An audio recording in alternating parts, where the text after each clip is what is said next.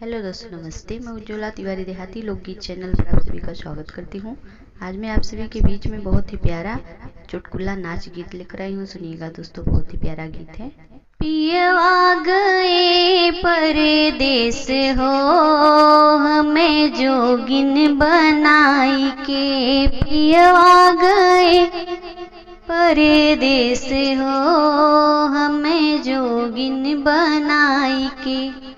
जब सुधी आवे उनकर लंबी लंबी टंगिया, जब सुधी आवे उनकर लंबी लंबी टंगिया, करत हुई है सड़कों पे डांस हो, हमें जोगिन बनाई के। करत हुई है सड़कों पे डांस हो, हमें जोगिन बनाई के। पियवा गए परदेस हो, हमें जोगिन बनाई के। पियवा गए परदेस हो, हमें जोगिन बनाई के। जब सुधी आवे उनकर लंबी लंबी जुल्फी, जब सुधी आवे उनकर काली काली जुल्फी, झारत हुई है सड़कों पे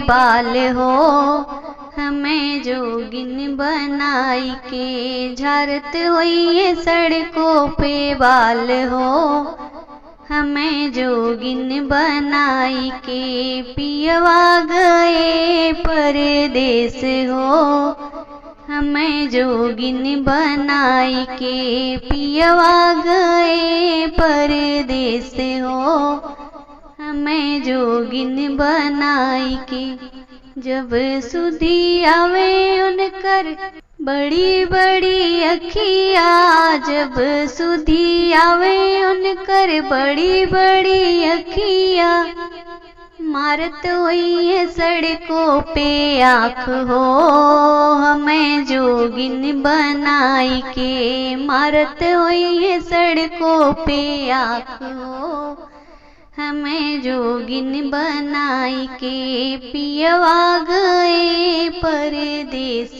हो, हमें जोगिन बनाई के। पियवा गए परदेस हो, हमें जोगिन बनाई के। चुटकुला नाच गीत आप सभी को कैसा लगा कमेंट बॉक्स में जरूर बताइएगा, और चैनल पर नए हैं तो लाइक सब्सक्राइब करना ना भूलिएगा।